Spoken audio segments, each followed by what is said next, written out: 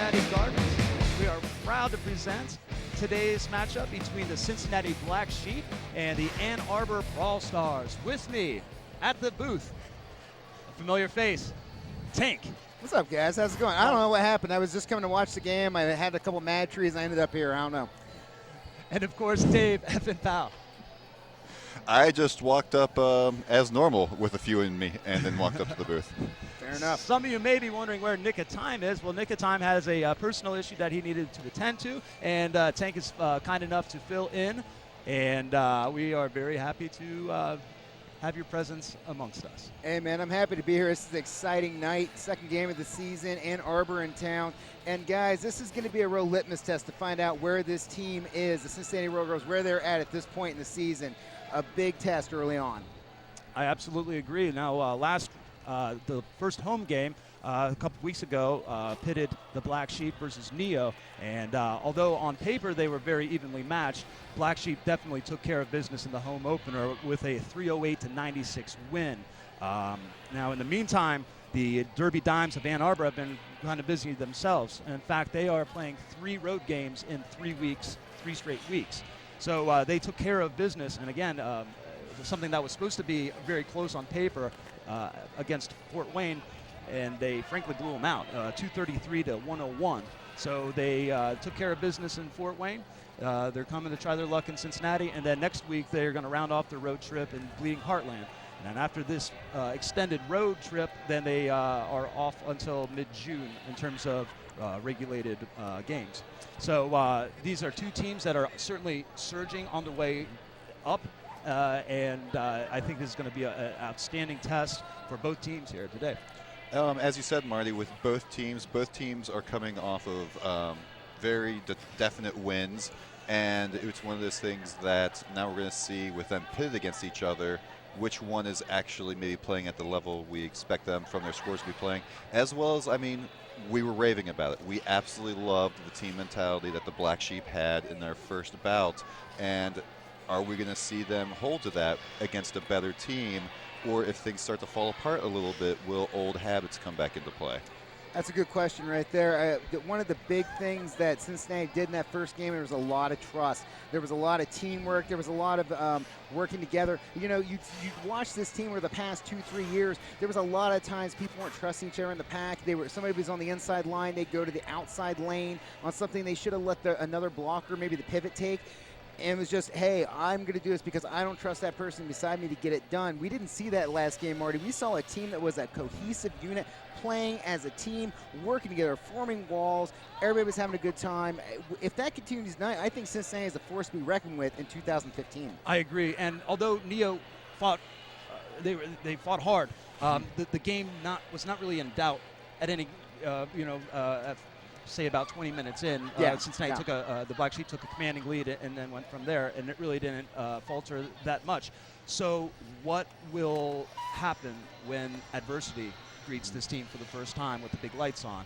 Will that trust, will that lane assignment coverage, will all those hold firm when a couple jams get away from them? Will they be able to have the composure to bring it in and say, hey, let's fight for the next jam, let's stay, I'll take the jammer reason past me, but I'm going to stay on the floor. I am not going to take that penalty, and let's see if they can beat me again. And if they can approach it with that mentality, and there's always we'll get them on the next jam, then the sky is the limit. Well, and on paper, I mean, let's talk about it. Cincinnati is the underdog in this game. If you look at the rankings, gentlemen.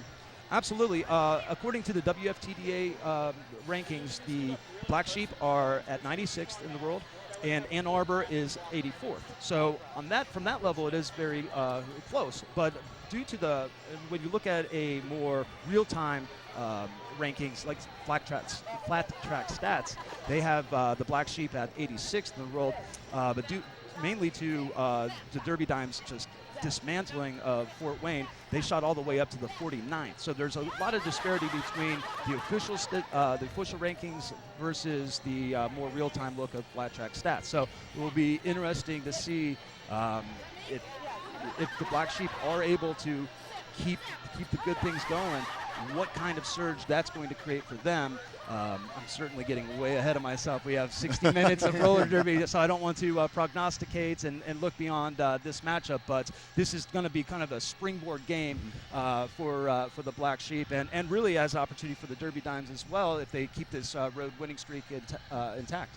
I would definitely say the keys for the Black Sheep tonight are to keep that trust, to keep that teamwork going. That's obvious that we saw the results of how well it worked in the last bout.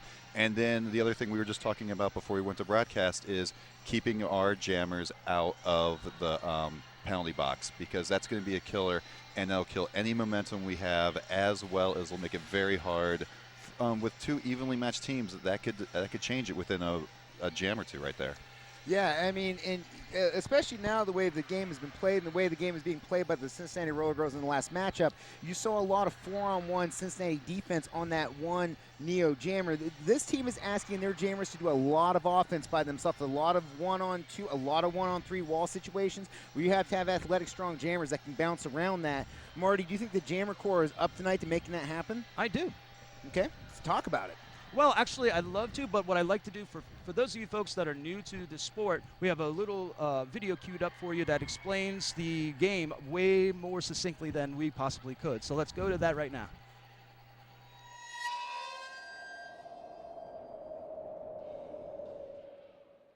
The basics of flat track roller derby, brought to you by Antic Skate Boots and the Women's Flat Track Derby Association. The game of roller derby is played on roller skates. The players wear helmets, elbow pads, wrist guards, and knee pads. The track is flat, not banked. Each 30-minute half is broken down into shifts called jams.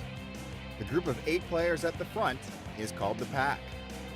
The pack is made of players who play the position of blocker. Behind the pack are the jammers.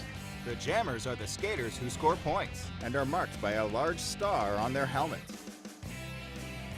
When the whistle blows, the jammers try to skate their way through the pack and out the other side, but they will be met with the hips, rear, and shoulders of the opposing team's blockers. When 2 bodies make contact on the track, this is called a block. Once the jammers have skated their way through the pack the first time, they're ready to begin scoring. They earn a point every time they legally pass a member of the opposing team. The team with the most points at the end of the game wins. The jammers will fail to earn points if they pass the opposing blockers illegally. Any player who performs an illegal action will earn a penalty.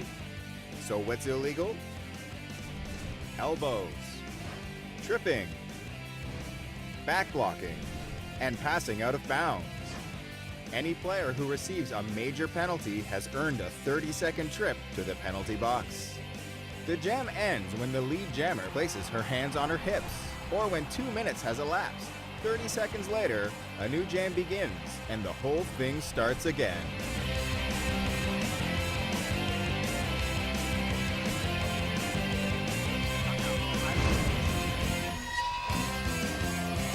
Okay, folks, that's the game in a nutshell. And right now we're going to kick it over to Roy, the house man, and he's going to give us the introductions. Take it away, Roy. Ladies and gentlemen, welcome to the historic Cincinnati Gardens for tonight's action-packed meet against Ann Arbor Brawl Stars and your Cincinnati Black Sheep. Are you ready for some derby? First on the track, the Ann Arbor Brawl Stars. Number 3, Lethal Bo Peep. Number 4, Michelle Obama. Number 10, Bex. Number 22, Track Magic. Number 24, Jadeza Smacks. Number 62, Fracture Mechanics. Number 63, Jackie O'Bashis. Number 84, Dr.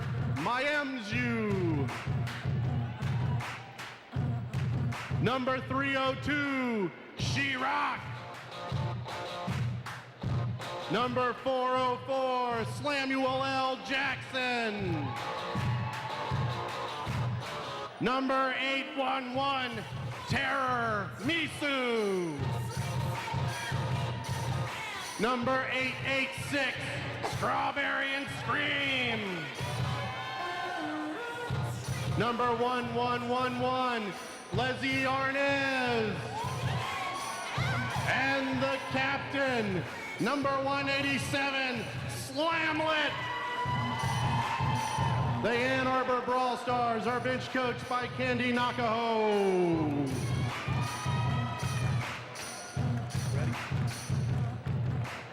And now, your Cincinnati Black Sheep, number 77, Annie Bone.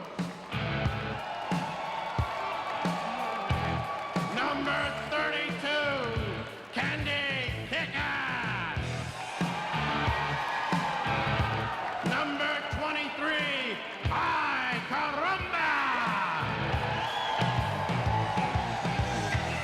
Number 135, Jazz Hubbard.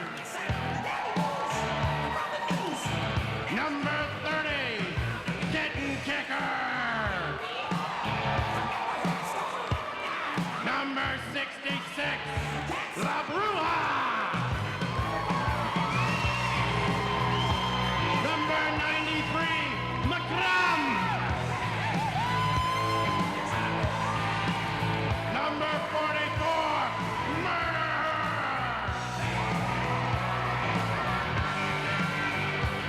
Number 86, Newcomb. Number 360, Pin Topanga. Number 38, Pistol Whippin' Wendy. Number 5, Ruthless Chris. Number 92, Taylor Scary. And the team captain, number 85, Hannah Barr-Derrick. Your Black Sheep are coached by Quad Almighty.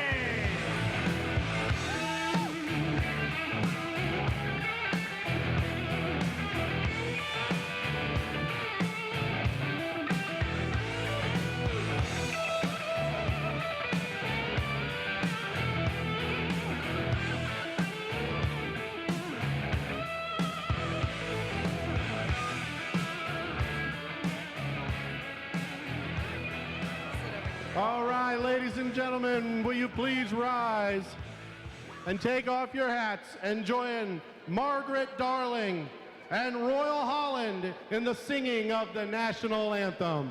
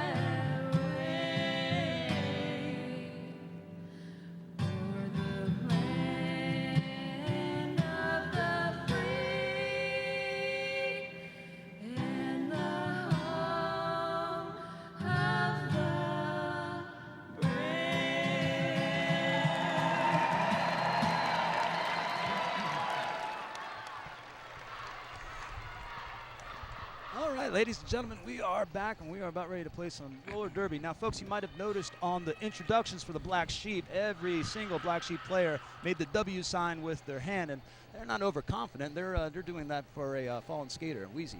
Yeah, Wheezy, one of the best jammers this team has right now, out with an injury, something wrong with the knee. She tweaked it. We're not sure the extent of what it is, but definitely out for this game, and that's going to put Jazz Hubbard on the line. She wanted to come play on the big stage. Well, she's going to get the shot as she's going to be leading the team out here with the star on her helmet. That's right. On the line for Ann Arbor Brawl Stars is 1111. That is yes. Samuel L. Jackson, I believe. No, I think that's nope. Leslie Arnaz. You were right. Arnaz. My bad. Arnaz against Hubbard to start us off here. Everything's 0-0 right now, 4-on-4 on the pack. Let's see what happens. The blocking core for the Black Sheep appears to be Bruja, Sailor Scary, Kitten Kicker, and I believe that's Candy Kickass. It is, and Cincinnati has the back line right now lined up directly across in front of the jammer line. Scary starting things off dancing and staying loose out there. That's right. Her dance is brought to you by Southpaw Prince. All right. So, obviously, with the lack of Wheezy in the lineup is definitely a game changer. We'll remain to see. It remains to see how much of an effect it has. But last home game, mainly Jazz Hubbard and Wheezy did the heavy lifting. And without Wheezy on board, and she is a proven veteran of, I think, 7+ years at least. Jazz Hubbard, relatively new on the scene, as Arnaz is looking to inside, outside, back to the middle now. Hubbard not having a whole lot more luck, but they're both kind of stuck right there in the mid straightaway tank. Yep, it's 4-on-1 versus 4-on-1 for both these teams. Let's see who's going to crack first. Cincinnati trying to keep Arnaz back, possibly trying to force some situation where they could get a separation. Nope, they're going to take out one of their kitten kickers. Going to be going out right now. I believe that was a multiplayer block. Dave, did you get a good look at that? Yes, that was a multiplayer block, and even though both teams are wearing different uniforms right now, they're applying the same exact strategy right now. Both blocking cores have joined together, and it looks like a blocker for the Brawl Stars has been called out as well. So we're even Stevens, 3 blockers to 1 jammer for each team. Hubbard making some inroads, however, getting kind of tossed around, having to reset. Both blocking cores are exhibiting a lot of patience out there, Tank. It's a slow grind right now for both these teams as both jammers are stuck and nobody is willing to give an inch. This is, if this was a baseball game, which opening day is coming right up, this is a pitcher's duel right now with the defenses, but it looks like Jazz is starting to get a little space, might actually be able to free herself up. That's right. Hubbard trying to muscle her way through, gets on the inside. There Yeah! it is. Yes!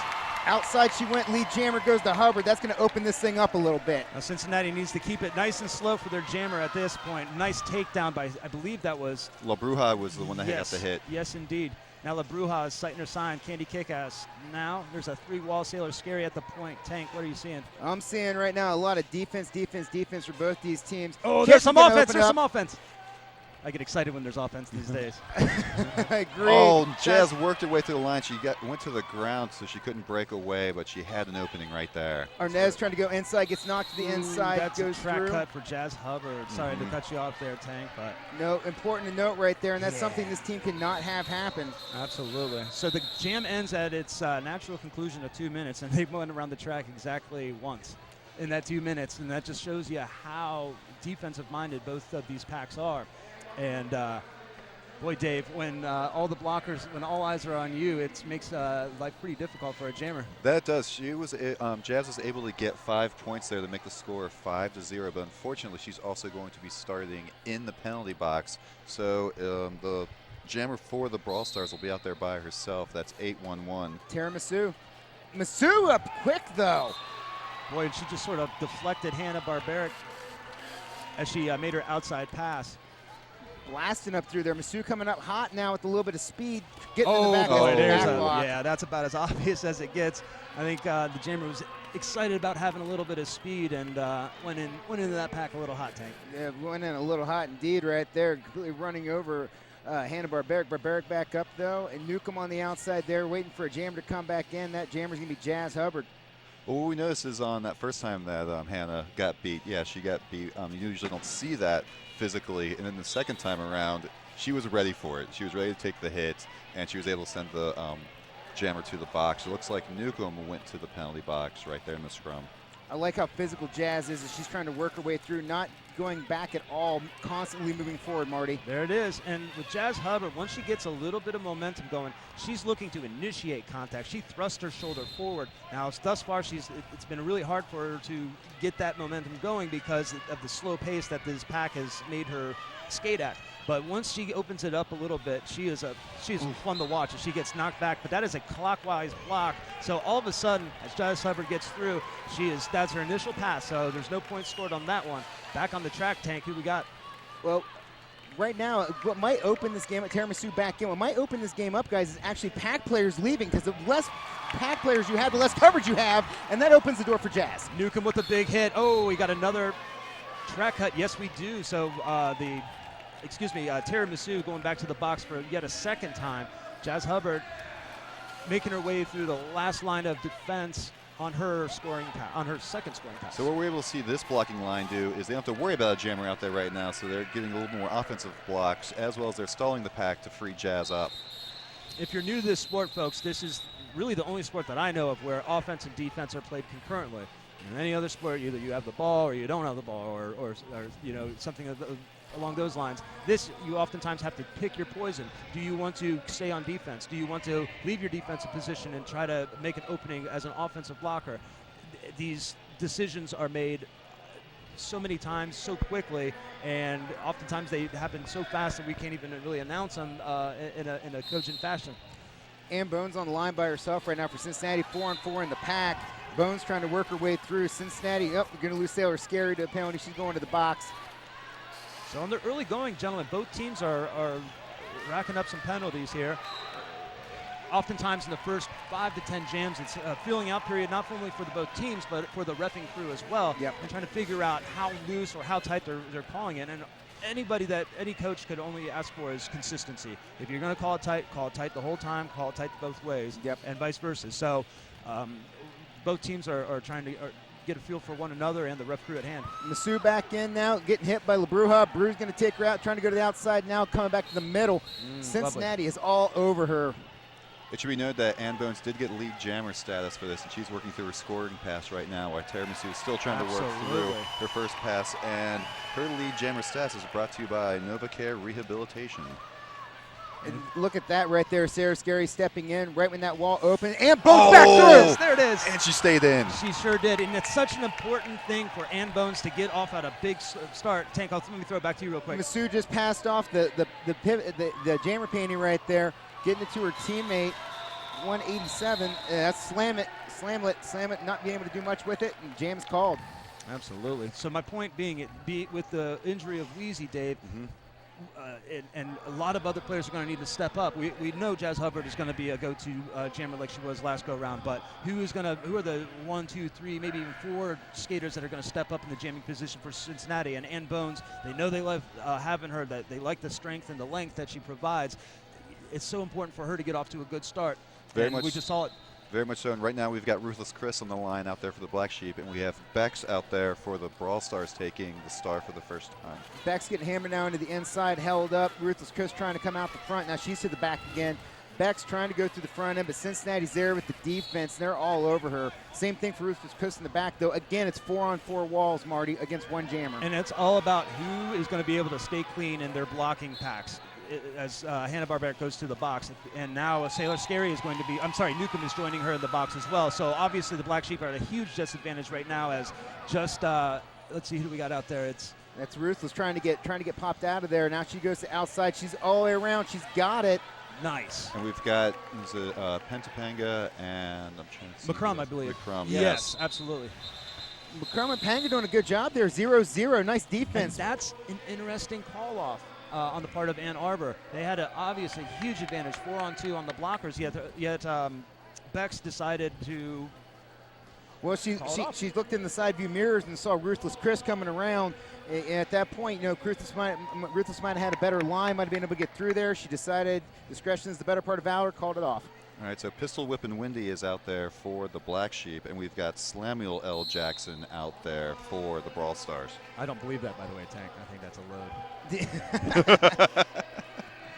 Wendy coming back to Cincinnati after being with Ohio for a little while, looking great in the best shape of her career, I'd say. Hanna-Barbera just came out of the box and tried to free her up there. Almost worked. P-dubs go down. Wendy's back up, but lead jammer going to Ann Arbor.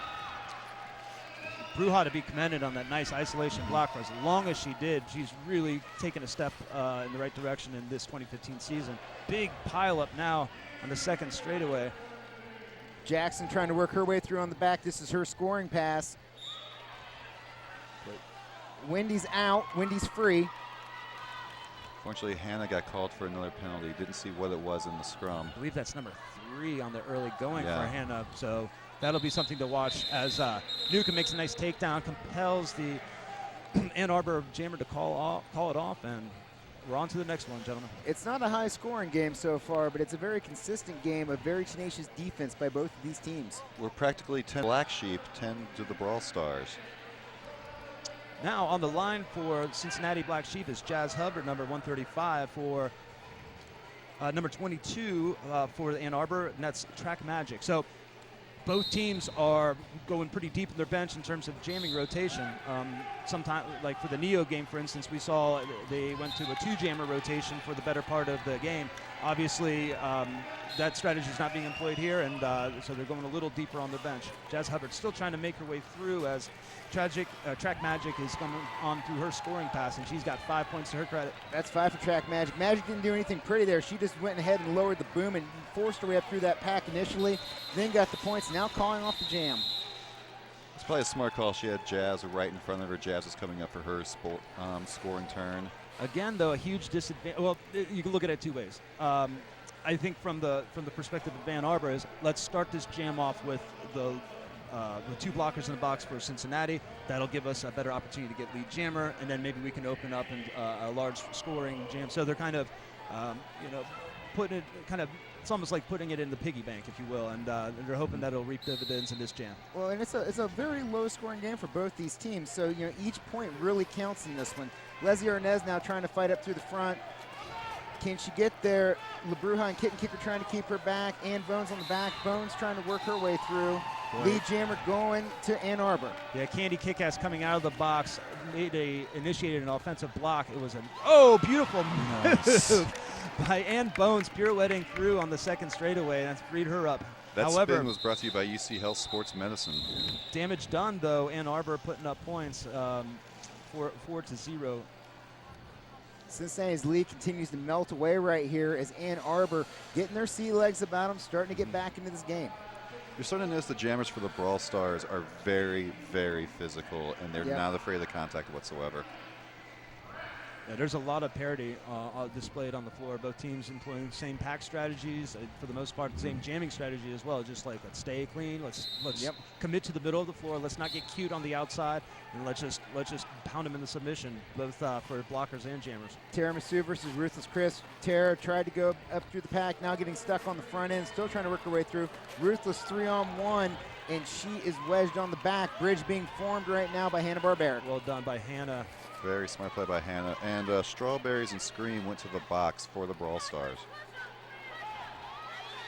Trying to force out. Was she out? They're going to call track cut. Yes, they are. Boy, that was very close, but obviously the ref at hand had a much better angle than we. So Ruthless Chris now going to the box herself for a track cut. She's being notified as such, and away we go. Well, as we said before the broadcast, this is going to be a very close bout. We're thinking it's going to be contested all the way through. And moments like that is when you have to be able to take advantage of. That's right.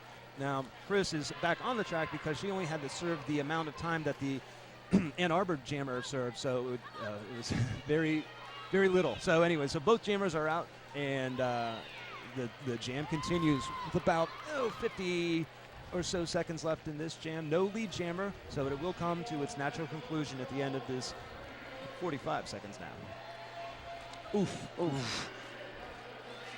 The game might be slow, but the hits are heavy right now as these two, no pack, Great discipline for both blocking corners. Oh! Hannah got crushed by number 63, and that is Jackie O'Bash's, and she certainly does. Yeah, that was out of nowhere, man. Hannah did not see that one coming and got clipped from behind. Jackie's going to the box for that. Frankly, I thought it looked like a clean hit. It was a blindside, but it looked clean from my angle, but she's going to the box nonetheless. Tiramisu now working her way through. She's through the pack. And this defense resets again. And we're seeing some tired body language early on by Tiramisu. She's gone through the grinder a few times, and with over 16 minutes left, the refs are calling an official timeout at this point. With over 16 minutes left in the first half, it's probably a good thing that they're going deep in their bench to find their jammers. I mean, it's one thing to blast through something with speed. That's going to tire you. But it's something else when you are putting all your physical strength up against 3 other women's physical strength, minute after minute, jam after jam. That is going to wear you down, just exerting that kind of force, exerting that kind of power. Absolutely. This official's timeout brought to you by C&D, Northside's neighborhood bar at the intersection of Hanfield and Whittier. All right. Track Magic out there again. I like Track Magic on that last time she was in. I mean, she looked like a human snowplow out there. She just put the front down and went straight through that Cincinnati defense. Let's see if she tries to employ that strategy. Again, let's see if Cincinnati can try to find the breaks right now against her. So Track Magic will be starting off this jam by her lonesome in terms of jamming company, as Ruthless Chris is standing up in the penalty box. She has less than 10 seconds to serve, so Old Tracks won't be out there too much longer by herself. Of course, she's got lots of blockers to keep her company out there. We're going to have Kitten Kicker, La Bruja, and looks like Sailor Scary out there trying to slow her down until Ruthless Chris can get back out there on the track. Boy, early on, I'm seeing a lot of really good things from Bruja. She's working well within the pack. She's isolating when she's the last line of defense, and she's been able to hold it together. Really, her stock's rising big time in this 2015 season, gentlemen. One thing I noticed with La Bruja in the last bout was, we pretty much said all of the blockers were all equally important, or were practically all MVPs. I noticed she seemed to be the one stalling the jammer out in front of the pack the most out of everyone else. Brew's really good at getting a body on a jammer. It's one of those things where, like, Brew doesn't wait for something to come to her. Brew will come to the jammer, and once she's on that jammer, she's staying on that jammer. All right, so hopefully we'll get word about what exactly is going on with this official timeout. It's kind of hard for us to speculate up here. Getting a good look at the crowd. And we're getting a good look at the track. So, just taking our time right now, making sure everything's on the up and up right here. We're talking about tired skate, or at least early on. It just seems like there's a little bit of spent, they look a little spent out there, and I'm referring to Ann Arbor. Bear in mind, like I said earlier in the broadcast, they are playing 3 road games in 3 weeks. This is their second of 3. Last week they took care of Fort Wayne big time, and Fort Wayne on paper was actually favored on that, and you would not tell that by the final outcome of that tank. They absolutely dismantled them. So maybe I think we got a little word now as to what's going on with that ref timeout. All right, the official timeout reason was they were clearing up time served by skaters. Very good. That's a good thing to do. Again, Track Magic just heading north and south, and that's going to force her to get out of the pack because they're going to have to call 20 feet here at some point. Sailor Scary, or pardon me, La Bruja doing a nice job bridging, keeping in a good close eye, but yeah, it's can't bridge for that long, and Track Magic is your lead jammer. Ruthless Chris having some issues on the first turn. She's getting knocked to the inside. She's back out. In the meantime, Track Magic is through her coming off into her scoring pass. She is yet to clear the field. Ruthless Chris now playing that game of human chess. How do I, one woman, get through 4 women? As right now Cincinnati tries to hold the front. Penalty whistle's blowing up. They're going to end up losing. It looks like Kitten to the box. Yeah, Kitten needed to jump back and bridge. Unfortunately, she was still in the middle of blocking, and it was a little too late in the opinion of the ref crew, and she's going to the box for her deeds. We could definitely see a lead change on this jam right now as Cincinnati is low in blockers and also multiplayer block being called. And that's going to lose Sailor Scary. Boy, so now just 2 blockers, and that being Candy Kickass and La Bruja. They're doing what they can, but it's hard to slow down that number 22 for Ann Arbor. And as Track Magic's working their way around, they're going to see if they can free up Ruthless Chris. And Ruthless is having no luck in the back of the pack against the blockers for the Brawl Stars. It's just a numbers game right now. Four on one, man. How do you beat that? Well, Brew's going to try to come out and do it, and she's going to go to the box for a clockwise block. Yep. So this is, when it rains, it pours with the penalty situation, and we are in the middle of a thunderstorm. It's a tsunami, my friend. Oh, boy. And that lead has changed. It's now Brawl Stars 38 and Black Sheep 27. We have a helmet pass. Chris to La Bruja. No, I'm sorry, to Kitten Kicker. The Kitten Kicker has got a couple to beat, but she's got a little more spring in her step. Track Magic calls off the jam. And yes, we have our first lead change of the evening, gentlemen. And boy, it's all of a sudden, Brawl Stars have put up 43 points to the 27 of the Black Sheep. And just like that, that's how roller derby is sometimes. Cincinnati's been stuck on that 27 for a minute right now, and they're not helping their cause by losing bodies to the box. All right, we've got Bex out there for the Brawl Stars, and we've got Jazz Hubbard out there for the Black Sheep. This jam is brought to you by the Northside Collective, Northside Surplus, Bill's Barbershop, The Comet, and Sidewinder Coffee. Boom. Jazz doing what she needed to do right there. She found a hole and exploited it. Now going to use that speed to come back up through, eats a hit, and now moving forward. She's quick, she's quick, she's quick. She's calling it off. Quad is saying, please, God Almighty, call it off. And she does so just in time before Ann Arbor's able to amass any points. And boy, I think everyone in the Cincinnati Gardens knew Quad wanted to call it off except for the most important person in the track. Exactamundo. The girl has every piece she needs for the game except for one big one, experience. And That's it right. showed right there. Absolutely. So on the line for Cincinnati is number 77, Ann Bones. Taking jamming duties for Ann Arbor is number 404, and that is Slamuel L. Jackson.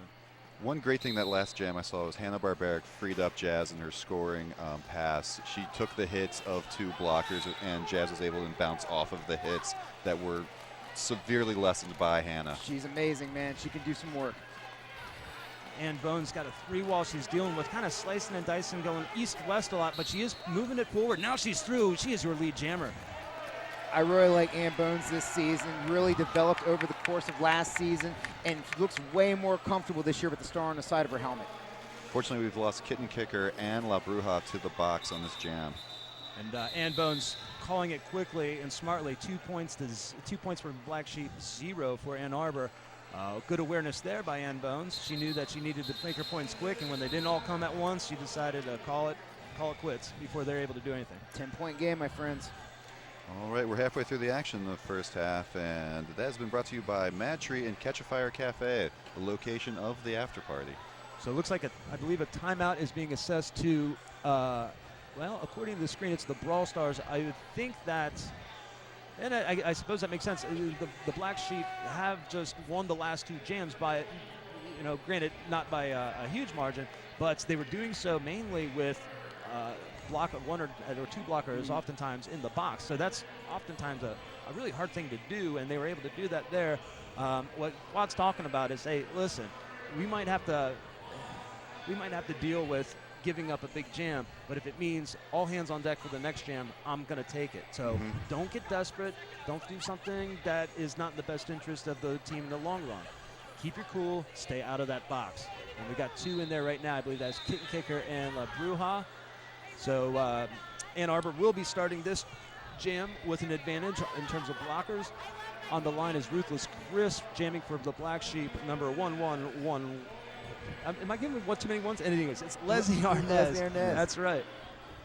Leslie Arnaz on the line. Leslie's looking pretty good so far tonight. I've been impressed with what she's been able to do out there when she does have the star on her.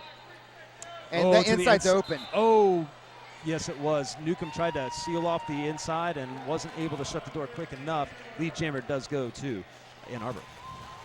That's the problem when you're in there that tight, when you're in there together, that if you lose your spot, it's so easy for a jammer to get around. You've got to make sure everything's buttoned down. Leslie's scoring pass now. Newcomb is able to kind of cut her off, making her re-enter in the back. In the meantime, Chris is through in her scoring pass. So that's going to force Leslie Arnaz's hand. She gets through the pack. She gets her 4 points, and she calls it. So last three jams have been 4 points Ann Arbor, 2 points Cincinnati, 4 points Cincinnati. So it's going to be a real grindhouse type of game today. Impressive footwork, though, by Leslie Arnez, able to take those hits and stay in right there, especially on the wide end. It looked like Newcomb was about to knock her out. Did not happen, though. Absolutely. And most importantly, both of those penalties got burned for the Black Sheep. So both Kitten Kicker and La Bruja are back out there on the line with Candy and Sailor Scary. Gentlemen, this is a matchup I'm very, very interested in. As Jazz coming back out now against Track Magic. Two women who've been very successful for their respective teams today, Marty. Absolutely, and they both are kind of grinding away. Jazz is working on the inside a little bit. Track Magic is kind of just blasting through the middle, and I think that really is the winning strategy in terms of jamming these days is stay committed to the middle, don't get pushed out, don't get pushed in. You will not get those track cuts, and you'll just keep your skeets moving, and things will work out in the end. Jazz Hubbard's had a huge time against this Ann Arbor team. Boy, they are big, and they like to hit. Jazz is squirting through. Jazz is through her initial pass. Yeah. Jazz is athletic enough that she can take those big Oh, there's hits. a track cut. La yes. Bruja, who called it, induced a track cut. Great awareness by La Bruja, and Track Magic can't believe what just happened, Tank. No, she cannot, but that's what Brew does. Brew is very good at skating backwards, making jammers come back in early, and that's really helping her team now as Jazz coming up into the fold. That's right. So it looked like things were going Ann Arbor's way. All of a sudden, fortune shines bright on Cincinnati, and Hubbard is through a 5-point scoring pass. Multiplayer block called against Ann Arbor, and this is opening up for Cincinnati as possibly we could see the game tied here. 43-47 is your current score as Jazz comes up on a possible 4 points. Oh, gets righted by Candy Kickass. Nice assist. Hubbard unable to keep her on her skates. She has to regroup and enters behind. Tank. Jazz Smart have come in from behind, though. Did not get tricked there by Ann Arbor. Now getting some help from her partners. I'm seeing some nice offensive blocking here, Dave. What do you think?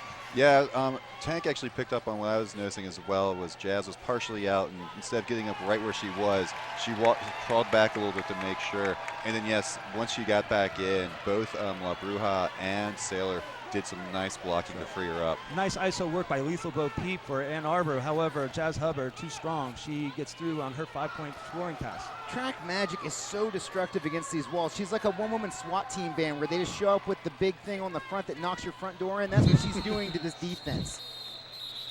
So Track Magic coming out of the box gets 4 points on that. Certainly Cincinnati had the best of it in that jam. We have about 9 minutes left. 2-point game. Brawl Stars of Ann Arbor 51, the Black Sheep of Cincinnati 49. So this was the game that we kind of felt like might happen, at least on the early going. A little bit of back and forth. Only one lead change at this point, but boy, it's been tight from Jump Street, and I really don't see one team really pulling away. That is, of course, unless the penalty situation becomes untenable. I think the big thing in this one is whichever team loses people from the pack, that's going to open the door for the jammers, because right now there's just too many bodies on the floor for both teams' jammers. And Bones just stepping over a pile, however, gets pinched to the inside, has to regroup. Lead jammer does go to Ann Arbor. That's Bex. That's Bex, number 10, absolutely. So, and Bones in the meantime going to the box for a track cut. So, But Cincinnati has all four of their skaters right now. This is the defense angle of it. And again, you see them forming together and now forcing her out. Now they're going to try to force a track cut to reset. It's the same story over and over again, gentlemen, for both these teams. Again, right. Newcomb pops out Bex. Absolutely. And it speaks to the importance of the 30-second penalty as opposed to the 1 minute. So they can kind of hold serve. Almost 30 seconds have elapsed. Ann Bones is standing now. She has less than 10 seconds to serve. So really just one scoring pass. In Derby of Pass, when it was a full minute, we've seen sometimes 5 or 6 scoring passes in that full minute. But the game has changed a lot. It's definitely a more defensive, a more trench warfare type game these days, and I think it's more compelling, frankly. I agree with the trench warfare analogy here. Is just both these teams beating the snot out of each other in these scrum situations, where it's just very tight, very slow, but lots of shoulder work, lots of hits to the body.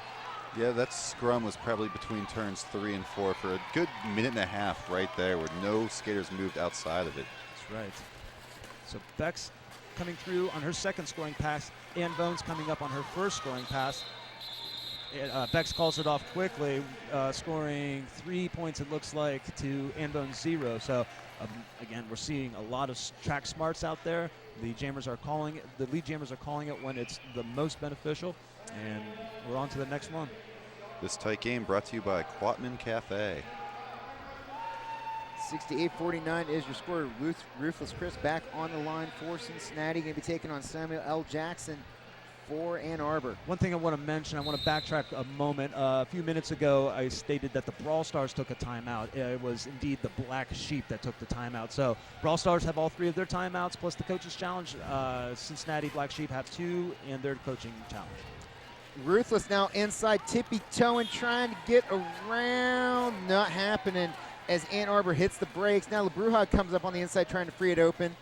And it's looking like Kitten Kicker's going back to the box. So she's another penalty situation we have to pay attention to because that's at least 3 for her. That's right. Boy, nice tandem blocking now. Candy smartly coming out to bridge. Boy, this is about as far as they can get while still being legal, and they're doing a nice job. LaBruja measuring it out perfectly. How powerful is Sailor Scary? That's my question. Yeah. Boy, and that trip. And that was, it's a low block? Yeah. Wow, okay. Well, she swept through. Both jammers are going out right now. But I think it was on the same, the same play. I thought Ruthless Chris, she left her skates. She was about to come in. It was going to be a track cut, so she smartly got off her skates. In doing so, she tripped the jammer for, the jammer for Ann Arbor, number 404, Samuel Jackson. Tomato, it happened. We're back to action. Yeah, exactly. Who cares? You're noticing the lines for the Black Sheep, the smaller skaters like Samuel Jackson are able to kind of maintain, kind of like against Neo, whereas when it's been track magic, she's just been barreling right through our walls. Well, and that's the question I have for Cincinnati. Will they switch away from smaller jammers in the second half and maybe give somebody like Sailor Scary or Newcomb the Star more powerful players that can go north-south? Absolutely, and when you're mentioning that, I mean, of course, Hanna-Barbaric's name needs to be brought up in the conversation. She's so critical to the blocking core. However, her jamming prowess cannot be denied. Quad's got a lot of decisions to make at halftime and going on to the second half. I've seen turtle shells that aren't as tough as Hanna-Barbaric. That woman is battle-tested. Indeed. With 4.5 minutes left, we've got 68 for the Brawl Stars and 49 for the Black Sheep as that jam comes to an end. So Hubbard on the line for the Black Sheep, trying to make a dent in this 19-point advantage that the Brawl Stars are enjoying currently. Joining her is Leslie Arnez for Ann Arbor. Murder her, and this is a game that's built for murder her. You want slow, you want just smash mouth derby. This is a game she can excel in. That's right. Now Murder Her was the call up, the alternate, and when Wheezy went down with an injury, they brought up Murder Her, who, for my money, is the finest blocker on the Violent Lambs, or at least she was in the first game. As we have a wheel coming onto the floor. That's Kitten Kicker. When she came out of the box, her wheel came off. Fortunately, that wheel went to the infield just in time for not to get in the way. They did not have to call up the jam. Jazz Hubbard is lead, and she's coming in through a scoring pass. She's got points. She's calling it. Does she get all 4? She did. Jazz Hubbard, beautiful move. Ooh. Did you see her footwork right there on the line to stay and to be able to call that off? Absolutely. And that's where power meets finesse. Absolutely stunning. She is that perfect balance that you want out of a jammer. She has the power, she has the finesse, she has the footwork, she has all those things you want in the intangibles that you cannot coach. And that wheel got away from Kitten Kicker yet again. Boy, that's I would bury that wheel or throw it in the river. What's amazing is with that wheel loss, don't forget one of our sponsors is the Skating Place. That's right. Track Magic now back in there against Ammo. And again, Track doing her thing, and that is just going forward. Just smashing into bodies and just on the outside. Get to the outside, Ann. And looks like she found a little room, but kind of got pinched off there on turn 1, or the first apex at least. Track Magic just pounding away, but she's pounding against Candy Kickass, and now Hanna-Barbaric. She's got LaBruja the beat, and she is your lead jammer for Ann Arbor. Guys, if Track Magic is behind us in the line at the bar tonight, let's just let her through and not suffer any bruises. That's a good idea. On the way to the box is Sailor Scary. This bout so far has just been one of those classic AFC North slobber knockers, being from Cincinnati. Yeah. That's your frame of reference right there. Absolutely. Let's see if offensive blocking can happen. Candy kind of goes back. She's trying to help spring. LaBruja's going a lot of east and west, but not really much north. Track Magic is just looking to find bodies to make contact with. Found the inside. She's put together at least a 15-point jam right now, definitely double digits, and she's not looking to stop. And a little too much attention paid to the offensive blocking. It looks like the Cincinnati Black Sheep lost track of where Track Magic was, and she had probably her easiest scoring pass of the evening. Well, now this one, not so much. 3-on-1, that's what you got to do. You got to play the numbers game against a bigger, more powerful skater. Sailor Scary. I'm sorry, go ahead, Dave. I'm sorry, yeah, LaBruja out there, right there, is calling pretty much the shots and the blocking on Track Magic right now. La Bruja, fresh from her box trip, trying to provide a little offensive blocking for Ann Bones, but she's having, and looks like, okay, so La Bruja on the way to the box for a clockwise block of her own. Boy, outside of that easy scoring pass for Track Magic, she's been earning her money here. Now it's ICRC-TV and Sailor Scary, and she's not moving anywhere, and they're kind of chatting and smiling at one another after the whistle blast. So, boy, there's a lot. I think you definitely see a lot of respect out there between both teams. Well, you noticed in that last jam, actually, the really easy pass, the only person she had to hit was one of her own blockers. Out there on the line for the Black Sheep is going to be Newcomb, and Beck's out there for Ann Arbor. I think this is a smart move right here, getting Newcomb into your jammer lineup. This is, well, Newcomb does have speed. This is not a speedster's game. This is a power game. Newcomb has power. There's no doubt about it. There's a 30-point deficit, which is certainly not insurmountable, but you really would like to go into halftime, knocking that in half, and I think Newcomb will be the perfect jammer to achieve those means. However, Ann Arbor is going to counter with number 10, Bex. And we had a little bit of clarification. Dave, what did you learn? That slight delay was just making sure there weren't any more skate parts on the track. Oh, that's a good thing. So Newcomb kind of trapped on the back. She's got a 3-wall to deal with. Bex surging to the front. She's having issues of her own against that Black Sheep wall. Tank. Newcomb is just hitting anything that's near her in a white jersey and trying to punch forward, although it's getting caught up there by the wall. Beck's having her own problems, though, on the front end. Yeah, one to beat. Your lead jammer is Newcomb. This jam is brought to you by J. Arthur Scheel and Associates. So McCrum and Hannah need to let Bex go through her initial pass. Newcomb's going to come through. She's got 4 points. Quad Almighty says call it. Newcomb's not really aware of that.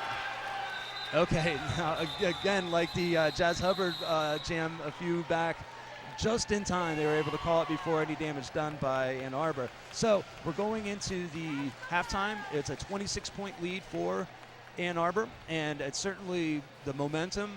The Black Sheep kind of, granted just a 4-0 jam, but a lot of times those are mentally so big going into halftime and knowing, hey, we just threw this jammer out here for the first time, and she had results. Well, who knows what we're going to see in the second half, gentlemen. Yeah, good question to be asking. This is the exact bout we expected right before. Absolutely. So, tight affair here. The Brawl Stars of Ann Arbor, 83. The Black Sheep of Cincinnati, 57. We're going to take a quick break, and we'll join you for the second half.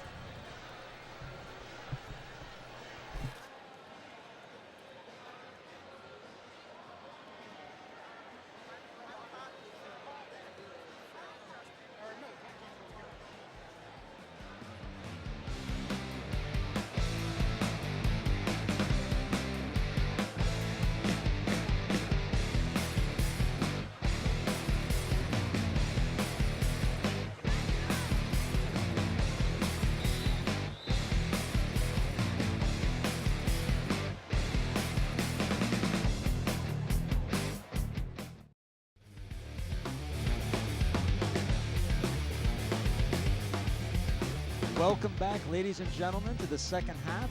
The score at halftime for Ann Arbor Brawl Stars, 83. The Cincinnati Black Sheep, 57. Of course, I'm remiss to say this broadcast is brought to you by ICRC-TV. This live stream is brought to you by Tom and Cheap. Gentlemen, we saw ourselves a good first half. Let's break it down. Well, if you came here to see fast, you're not seeing that. If you came here to see furious and people getting their heads knocked around, we got that all day. All right, stat-wise, we've got Jazz Hubbard with 38 points. She's the lead scorer for the Black Sheep.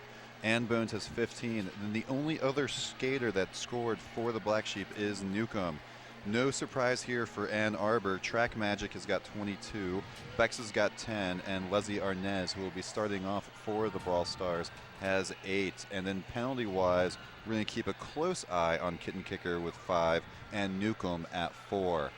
Track Magic, man, I'm loving what I'm seeing at her. She's like a human battering ram, Marty. If you ever need to storm a castle, give her a call. She'll knock down the gates. Absolutely. And Quad Almighty's kind of faced with a quandary here in the second half with the jamming situation as it is. To quote Randy Marsh, what are you going to do?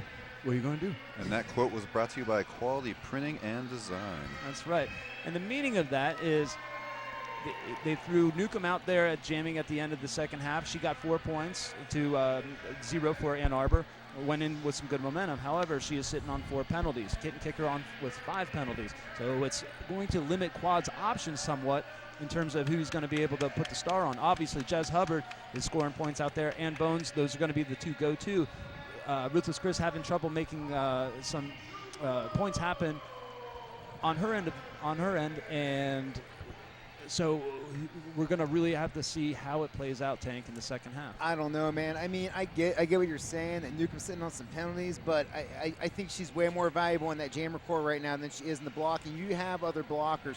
You don't have a lot of jammers that are performing right now that are getting you points. Jazz is doing a great job there, and Ann's got some stuff going, but you've got to be able to get more consistency with the points in this game. Look at Jazz working that outside line. Both jammers working the outside, now to the inside. Looks like Leslie Arnaz has the advantage. She has won the beat, and she's through. She's your lead jammer. Oh, yeah, Mockrum almost got there for the save on her, but Jazz Hubbard is in hot pursuit coming out of the pack right behind her. Boy, she just towed that outside line and was really able to deflect some contact and then stay in bounds and stay hot on her heels. Leslie Arnaz calling it off. Does she do it in time? She does. 4 points to 0 for Ann Arbor. That was really nice there by Arnaz. She was able to work the track against the Cincinnati skaters. It had them going to the outside on that corner and then just wedged her way into the inside. Got up, got through, got 4. All right, Track Magic is out there jamming for the Brawl Stars, and she's going to be against Ann Bones on this one. That's right. Now, I really would like to see Ann Bones take a page from Track Magic's book and just stay to the middle, keep those legs pumping. Good things will happen. Try not to find those little holes going east and west. Now she's going to the inside. She found a little seam. She is through. She is your lead jammer. Nice, so just as I say, work the middle. She worked the inside, and she got it. You know who got that seal block right there on Track Magic Who's was that? Murderer. Like, she tried to go on the inside. Murderer just stayed put, and Track is not going to be able to move Murderer. Absolutely. The most valuable blocker for the Violent Lambs of last game is proving her value with the Black Sheep this go-around. Well, and that's what you need to do out there. Murder now forming the bridge. Track Magic going to be able to come through. So Ann Bones is lead. She's having some issues on her scoring pass. She's patient, though. She's got a couple points to her credit. She is calling it off, and she does. She has 3 points to her credit for a 0 for Ann Arbor. Every single point important in this one right now in this low-scoring affair in this tight game. That's right. We're going to have Bex out there for the Brawl Stars, and we got Ruthless Chris out there for the Black Sheep. This jam is brought to you by Southpaw Prince. 3 on 4 in the pack. Hanna-Barbera, ICRC-TV, and Pentapanga in there for the Black Sheep, but the 4 walls constructed on the back end by Ann Arbor. Fracture Mechanics facing up Ruthless Chris. She's trying to pop to the inside. Not a whole lot going on in there. In the meantime, Bex has got 2 to beat as she squiggles around, and she is lead jammer. Both of these teams have such similar DNA. They both play the same way, and that is ICRC-TV going to the box for the Black Sheep. That's right. So now with a big head of steam is Bex. She comes through, is able to deflect the contact felt by And this is the problem that you have here. I was right the first time. This is the problem you have here, guys, is when you start to lose blockers, this opens us up for these jammers. Because now there's not that many bodies to take up space out there for saying Bex is around. Right now, Ruthless Chris is just having all sorts of trouble trying to get out of the box. Looks like she's actually passed it off, isn't? Yes, I believe she has to Pentapanga, who's holding the jammer panty on, and that's just perfectly legal in this day and age of roller derby. Now Pentapanga's getting around to putting the jammer panty on. Bex calls it off, and we're on to the next one. There it is.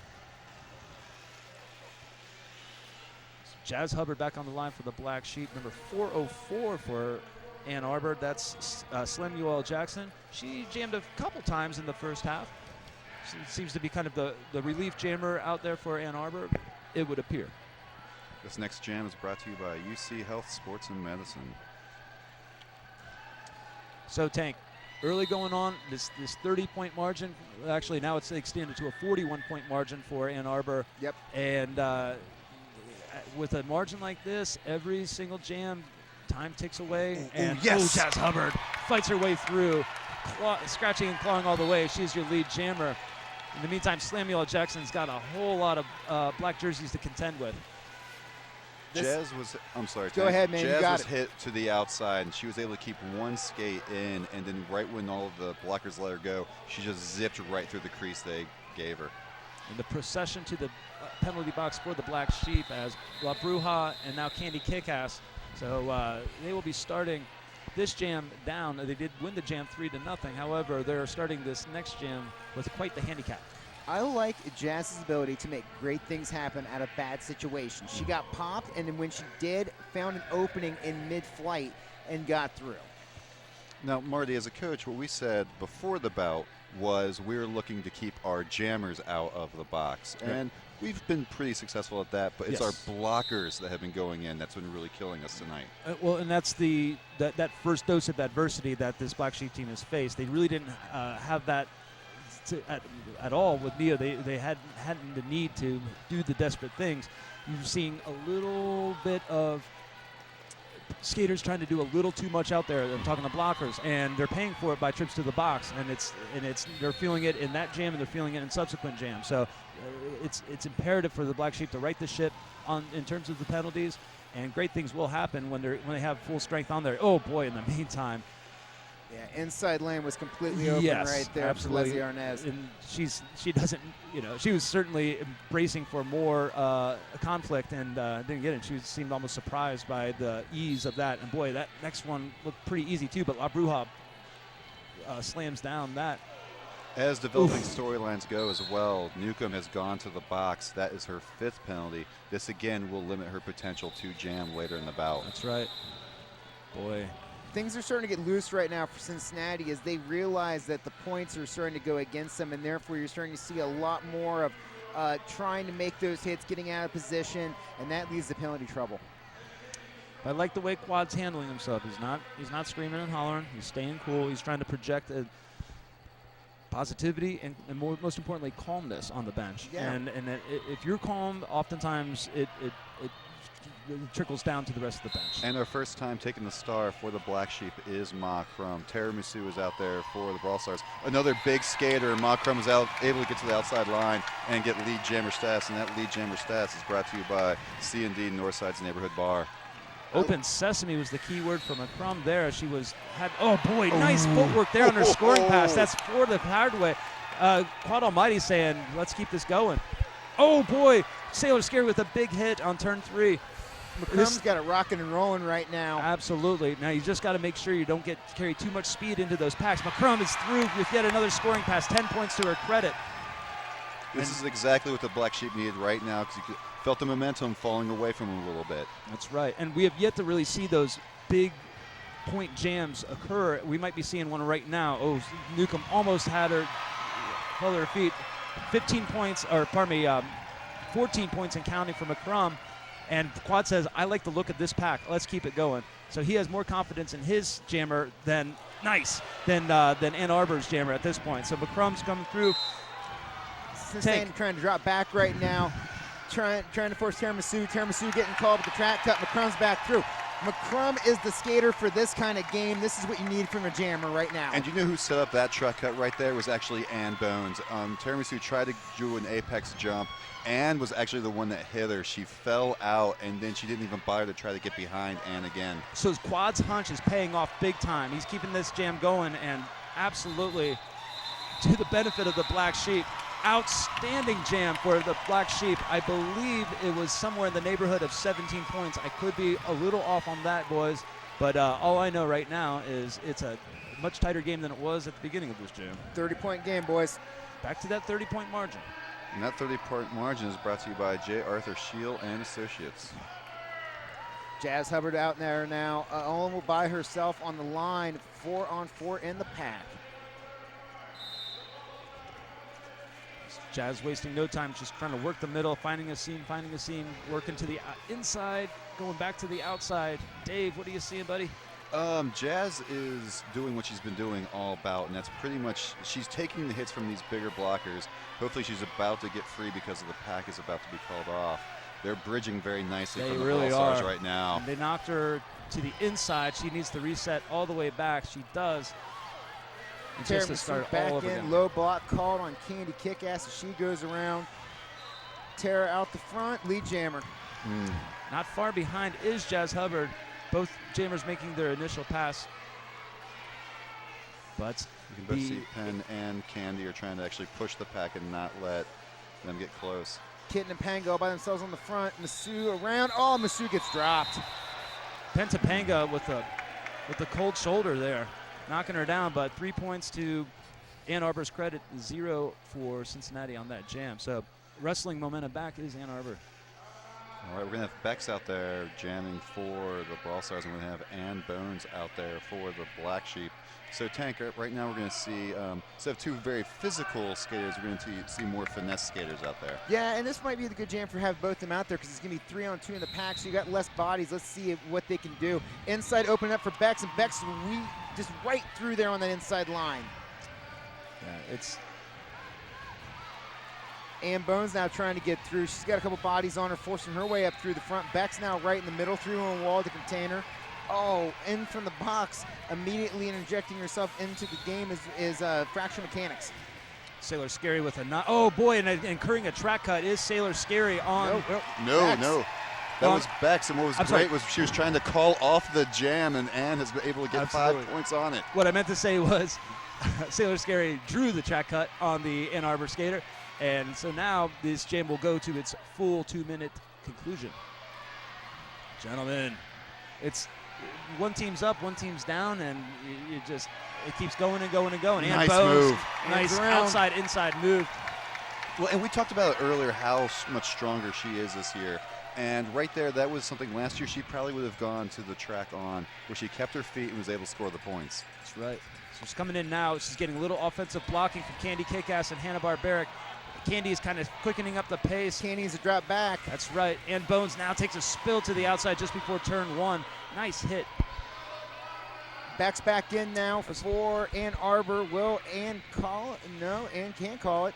Michelle Obama with a very nice hit on Ann Bones. Ann Bones looking to the bench saying, what do I do? Squad saying, do something. Well, she can't call it because Bex originally had lead jammer, then went to the box, That's lost exactly it. correct. So we just got to go the full 2 minutes. Ann's going, hey, look, man, I can't go forward right now. There's a lot of bodies in front of me. And right now, this is the same type of jam we've been seeing predominantly for this bout, is just both packs and both walls stalled between turns and both skaters trying to figure it out by themselves. Less than 10 seconds remaining in this jam, and I think we're just going to be holding serve at this point. A penalty being called. A high block being called by on the jammer, so for Ann Arbor. So, boy, a lot of fortune there. Crum is back out on the line. When something is hot, keep with the thing that is hot. And right now, McCrum has shown that she can get points for this team, and they're putting her back out there on the line. Yeah, Dave, she dazzled in her last She jam. dazzled in her last one. What's great is now she's on the line by herself, so she has obviously the easy potential to get lead jammer stats here, and 30 seconds to put some points up on the board quick. That's right. And really, lead jam is really all one cares about at this point. McCrum takes a knock in the back of the pack, pitch to the inside, working her way to the out, now back to the middle. Oh, a little seam on the inside. That was hold up pretty well by Lethal Bo Peep. And McCrum needs to reset all the way back as Little Bo Peep. Wow. Great job by the Great Brawl defense Stars. by the Brawl Stars. They're making the reset. And now they've seen McCrum's game, and now they're able to adjust to it. Cincinnati maybe able to try to help get their jammer out. Let's see. Oh, defense coming back in there as Bex comes back in. Now Cincinnati walls up. And oftentimes that jammer can sneak in out of the box unknown to the pack. That pack, all 4 of them were aware of when Bex was coming out. So, a war of attrition at this point, gentlemen. Well, we saw a 40-point lead go down to 22 right now. We were hoping for a big jam here by McCrum, and the Brawl Stars were able to contain her. They sure are. This is a slow-moving jam. Bex is out the front, though. Jammer that spent the first 30 seconds of this jam in the box. McCrum not able to assert herself and get lead jammer. She's not through her initial pass yet as well. So scoring pass coming in for Bex. And we're talking about momentum, and it's going back and forth between these two teams. This shift of momentum brought to you by NovaCare Rehabilitation, Ruthless Chris, who is now blocking, is going to the box for the Black Sheep. Dave, your segues are so seamless. I love it. Bex is through again. McCrum is stuck. And this one continues to go as now Bex finds the middle. Can they seal the door on her on the front? Try to pop her out, stays in. Nice footwork by Bex. That's right, yep. Boy, Bex is through with 5 points in there. And this jam comes to its conclusion, and not a moment too soon for the Black Sheep. What went so right that last jam, or the previous jam where McCrum was the jammer, pretty much the wheels fell off on that one. And that's the way Derby goes sometimes. And you have to give all the credit to the blockers right there for Yep. the Brawl Stars. They were fantastic out there. I saw She-Rocky get a few blocks out there. Tank, what else did you see when you were watching that last jam? Well, what I saw was I just saw a team that came together on defense and held it in. No matter what, Cincinnati would try a little bit of offensive blocking to try to free her. Ann Arbor didn't care. They were stuck on to McCrum. They were making sure she wasn't moving anywhere, and that allowed Bex to come back in, even after sitting in the box that entire time, get lead jam, and then go on a scoring run. So with all that said, it's still a 32-point margin for the Brawl Stars. They are holding pretty much to that margin through the first 15 minutes of the second half. Yep. At this point in time, time is becoming a factor more and more. There's certainly no reason to hit the panic button at this point. Keep in mind, Quad has 2 timeouts, and he still has his coach's challenge, as there's a very confident-looking Sailor Scary holding up the W in honor of Wheezy. I think the most important thing right now for the Black Sheep to do is, as we said earlier, don't one blocker try to do too much and do something that goes to the box. Do something together as a team that will pay off better in the long run. Agreed. Slamuel L. Jackson on the line for Ann Arbor. Jazz Hubbard on the line for the Black Sheep. Hubbard pinned in the back. It looks like Slamuel is able to get a little bit of room, but not a whole lot. Sailor Scary and Candy Kickass and the gang are clamping down. Ruthless Chris now out of the box, and Cincinnati's at full strength tank. Yep, Jazz trying to go outside, gets stood up, comes back down. Oh, nice freeing resets block by again. Newcomb. This is what I like about Jazz Hubbard. Every time she gets popped up, lead jammer Jazz, she resets, gets down, bends those knees, and comes forward again. She's not just standing up and looking around flat-footed. She's constantly reloading. She doesn't get popped backwards. She gets popped and goes and moves forward on her next step. Absolutely. Right back down. On the way to the box is Newcomb, and that might be number 5 for Miss Newcomb. That is number 6 on Oh Newcomb. boy, number 6 for Newcomb. So we will see if how much action she's got going on at this point. Tank, what do you got, buddy? Jazz passed the panty over to Sailor Scary. Scary's got it in her hand. And Jazz now blocking up here. Samuel Jackson going through. Unfortunately, that block is sending her to the penalty box. I think that might have been a little frustration working out right there on the track. I'm a little confused why Sailor Scary just popped out of bounds. They were. What was going on there was she didn't have the star on when she came out, and she put it on. See, to my understanding of the new rule set, that it really makes no difference whether it's on your head or if it's off, or if it's in your hand. Now, the way the old rule said, it was very clear, and I really don't know why they changed it that much, but they have, and I'm not exactly sure if the ref crew is really hip to what's going on. Now, it looks like Sailor Scary did a behind-the-back pass to Jazz Hubbard, so there's a second jammer pass. I have never seen anything like this, guys. Now, Jazz has the helmet that's saying something. cover back on. Now, she's scoring points again. Jazz comes in the back of the back. We're seeing a lot of things tonight, guys. I think Loki just visited us from Asgard because there's confusion all over the place right there and what exactly happened in that last jam. Lord, so much confusion. All right, well, we've got Ann Bones back out there for the Black Sheep, and we've got Leslie Arnaz back out there for the Brawl Stars, and this jam is brought to you by Quatman Cafe. So the pivot for Ann Arbor, Michelle Obama has less than 10 seconds to serve. She's standing up. She's definitely been proving herself to be a difference maker out there in the blocking core for Ann Arbor. Leslie Arnaz, is got an outside seam. She's got 2 to beat. Boy, La Bruja's the last one. She's, oh boy, not able to do it. And so Leslie Arnaz is the lead jammer tank. Yeah, she is. Doing a great job out there, able to take those hits, keep going, very muscular. Oh, Ann Bones just eats one. We'll get you a name and a number as soon as we can as she comes around here. That was fracture mechanics that hit her. And she's paying for that clockwise block with a 30-second trip to the box. Leslie Arnaz threw for a scoring pass of 5 points, and she's in the mood to make more points happen. And stuck right now. He's trying to tiptoe to the outside. Now there, got 2 to beat. Can she do it? She went out there, but she was able to stay behind Michelle Obama to just keep her momentum going. Now, Ike Karumba on the way to the box as well, and Bones, more importantly, going to the box for a track cut. So this jam's going from bad to worse for Cincinnati, and Ann Arbor is capitalizing in a big way. So Leslie Arnaz is enjoying what she's seeing out there. She's coming in for another scoring pass. She's got 30 seconds to make more points happen. And it went from a 22-point game just 4 minutes ago to now it's a 60-point lead, make that a 65-point lead. I'm very impressed by Leslie Arnaz's ability to get hit and then contort her body with the hit. You'll see her, she'll take a hit and then she'll kind of snake around it and then be able to get through. Not so much power, just more kind of using her own body mechanics. La Bruja with a nice pinch to the inside, compelling Leslie Arnaz to come on back. Kate and Kicker going to the box for the 6th time. So she's got 1 left. A timeout being called, and I believe being assessed to the Black Sheep. And it's probably not a moment too soon. This one's starting to slip away for the for the team from Cincinnati. Well, I think Cincinnati is running into a team that's doing what they're trying to do this season, that's just been doing it longer and knows how to do it better.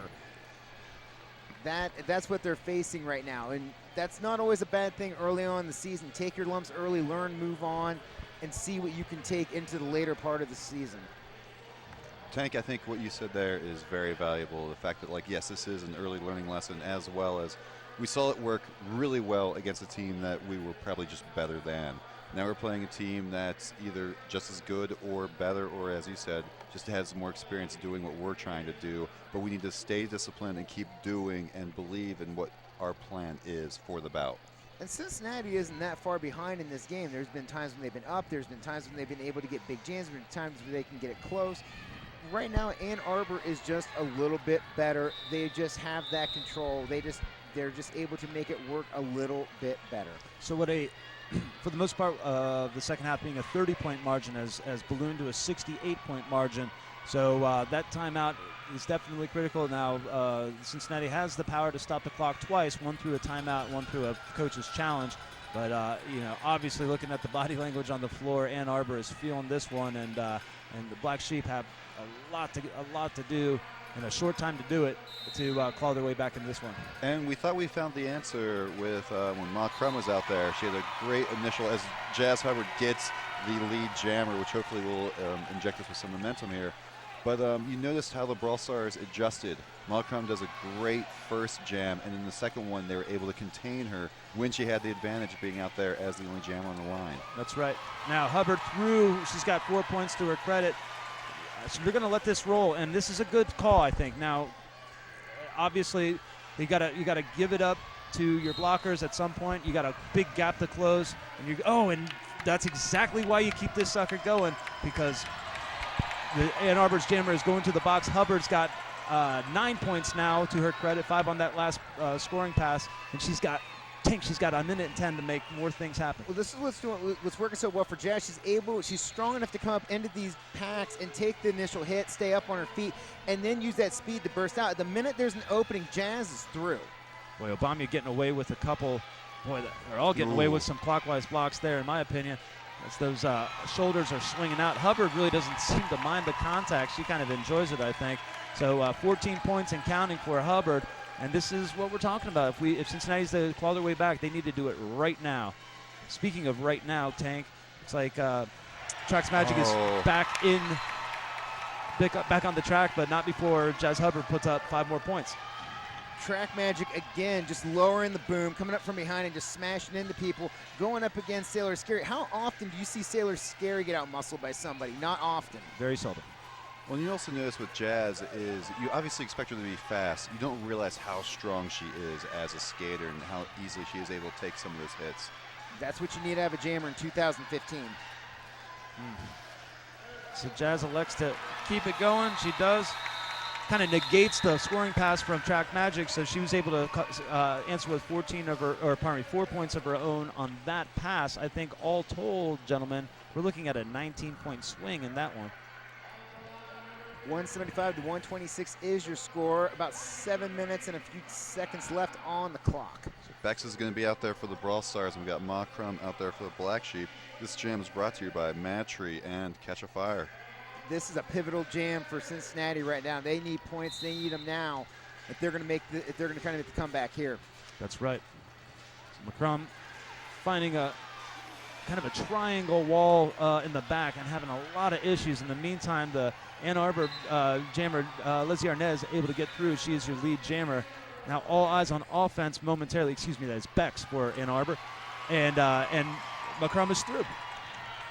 So the quick 8-second offense, as they refer to it as, pays off big there, and McCrum is able to spring free and compels Bex to call off the jam as she's knocked to the inside by Hanna-Barbera. So nice job there. You know, you give up lead jammer, but sometimes it's not all lost. If you're able to spring your jammer fairly quickly after that, and you're able to knock their jammer in out of bounds, and then they have to call it pretty quick, or else that jam's going to get away from them as well. All right, and that's Samuel L. Jackson back out there for the Brawl Stars. And looks like we're starting to shrink our jammer line. Jazz Hubbard back out there for the Black Sheep. And why not? She's definitely been the most effective, consistent jammer for the Black Sheep. We kind of had a hunch going in, obviously, with the Wheezy injury, that she was going to be carrying even more of the load than what she did in the previous game, excuse me. Now Jazz Hubbard pushed to the inside. She has to reset. Both jammers are having some trouble making headway. Brew getting lost to the box right now. Track cut being called up against Samuel Jackson. Power jam for Cincinnati. And that's exactly what we need to happen. There's Jazz Hubbard getting free. There's that Hubbard when she's getting hit and she braces for it. She pushes forward and meets the contact and actually knocks the blockers back on their heels. It's a lovely sight to see. Here she comes again. Oof, track cut. Yep. No.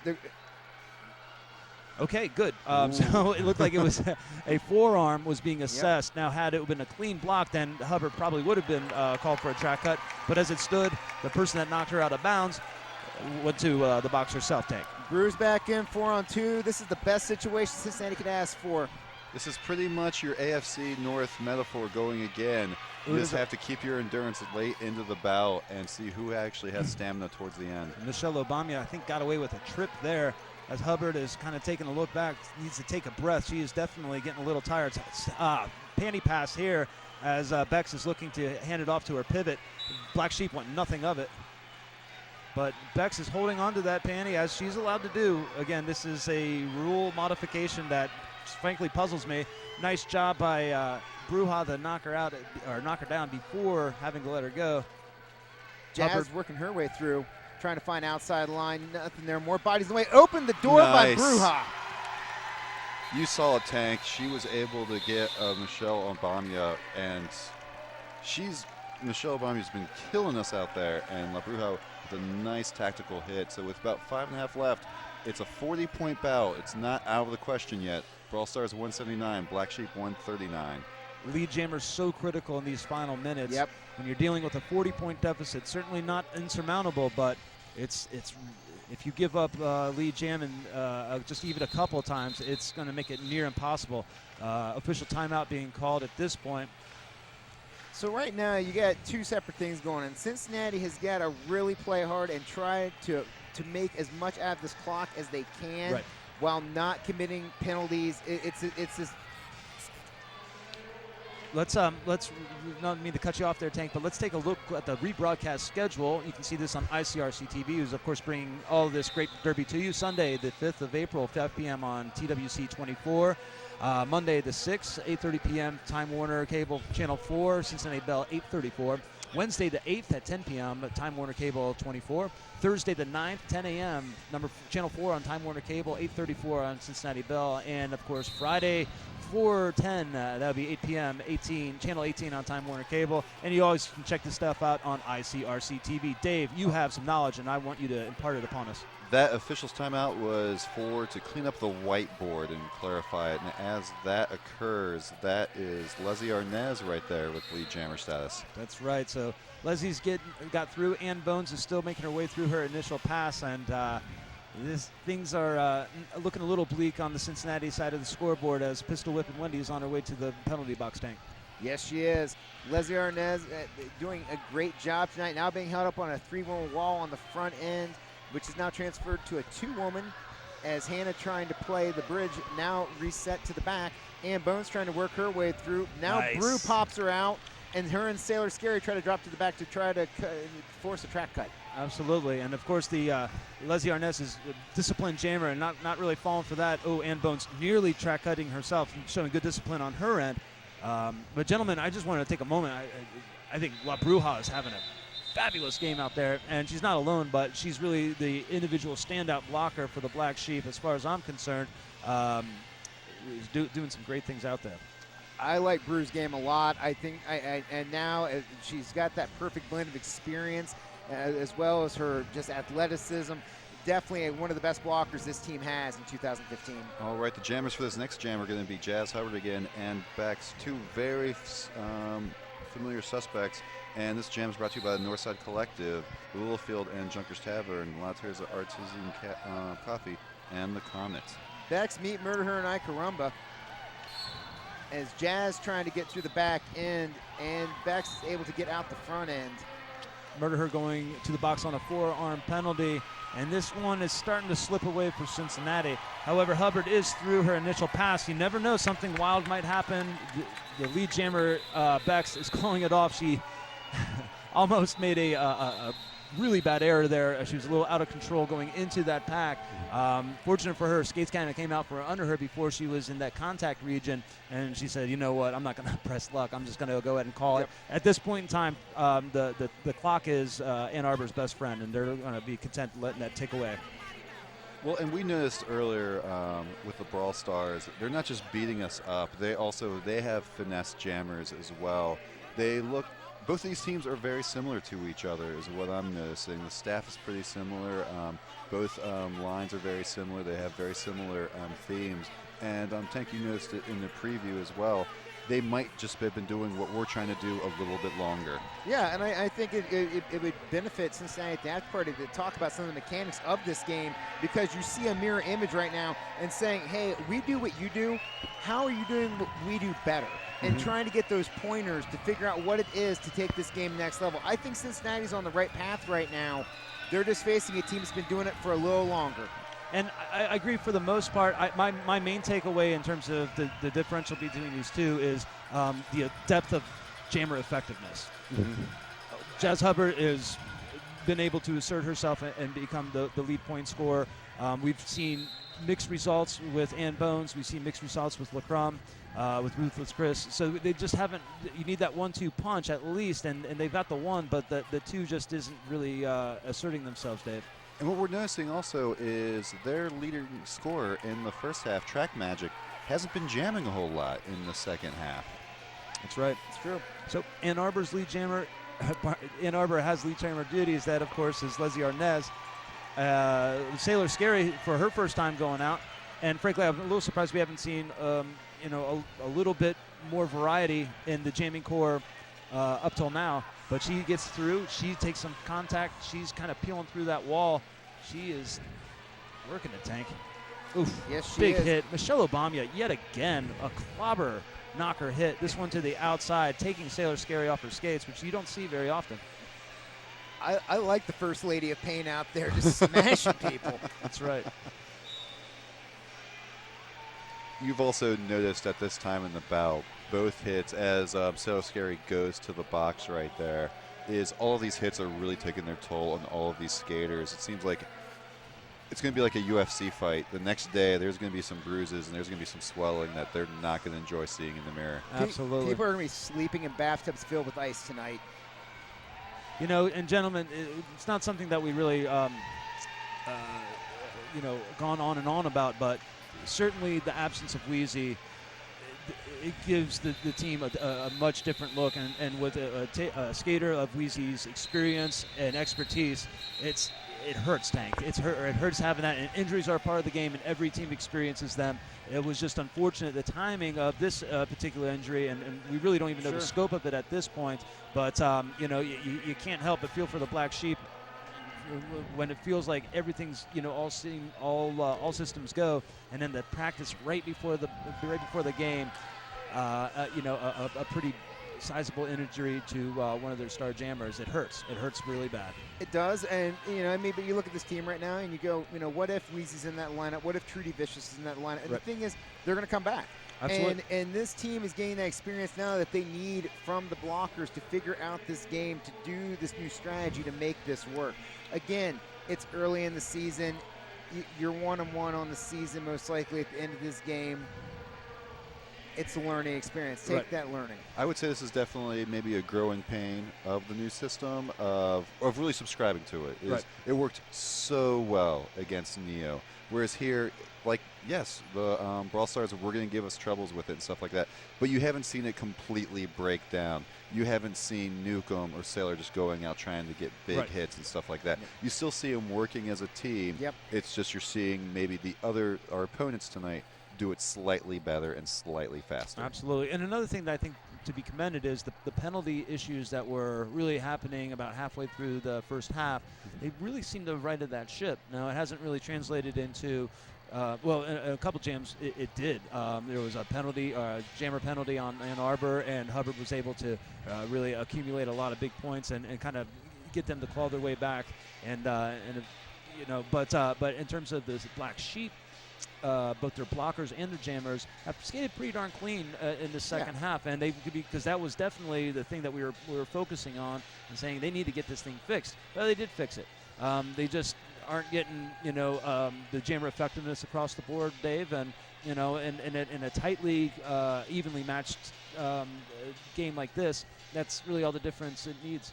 Now, my question for you, Marty, is from a coach's perspective, coming out of this, how would you approach your next practice, as well as how would you address the team after like a night like tonight? Well, I would be very positive about it. I mean, there's no question. Like Tank said earlier, it's very early in the season, and what we're seeing is skaters are not melting down. They are not unsubscribing to the plan. They're keeping to the plan, and it's working for the most part. They're just not, a jam here, a jam there, and things get a little, the point spread gets a little out of hand. But by and by, we are seeing an evenly matched game. Sometimes, especially for folks new to the roller derby, they just go by point margin, and that really doesn't tell the whole story. It doesn't even tell half the story. So there's so much, especially upon film review, there's so much to be proud of. This team coming together, Dave, and I would not really have any negative things to say. I think there are things that we could point out to improve upon, but I'd be very, very proud of the team at this point for holding it together, staying true to the plan, and executing. So, Tank, while we have a moment. What's up, Marty? So, listening to your voice, pretty cool, huh? Hey, man, it's good to be back. It's cool to be here and watching this game. I'm excited for this 2015 season. I think that the last year was a rough season for this team. Clearly. But I think there's a lot of hope for this year, and I think this is the evolution of getting back into being a contender. That's right. Yeah, a loss tonight, okay. Is this something you're going to remember a year from now? Probably not. Dave, you look more knowledgeable than you did a moment ago. What do you got for me? All right, that was actually a challenge by Quad to see to overturn the penalty on our Black Jammer. The penalty was held. The call was held up. Yeah, that's the beauty of the coaching challenge. It's a glorified timeout, and it's a glorified long timeout, and you're able to stop the clock. It very seldom gets overruled, but if you just use it like that for a timeout, which I think Quad did, it serves its purpose. Scary jamming now, trying to make her way through. She's still stuck, though. Lead jammer going to Bex, Ann Arbor. I believe. Yep. All right, and folks, don't forget we are privileged to be here at the historic Cincinnati Gardens. We're going to be here again on April 25th versus Blue Ridge. We also have games May 9th and May 30th. Visit the Rollergirls at CincinnatiRollergirls.com. Like them on Facebook, as well as use the hashtag WeAreCRG. And La Bruja going to the box, and I'm totally baffled. It looked like a really clean hit. She's going to the box for a forearm. Bex is through her scoring pass. Sailor Scary coming up on her initial scoring pass. She steps past the outside. She is through. She's got 4 points to her credit. It's a nice job by Sailor Scary, who's not really acclimated to the jamming rotation, but she's asserting herself nicely, boys. Throwing up the Hulk Hogan hand to the ear right there, wanting to hear it from the crowd. That's right, brother.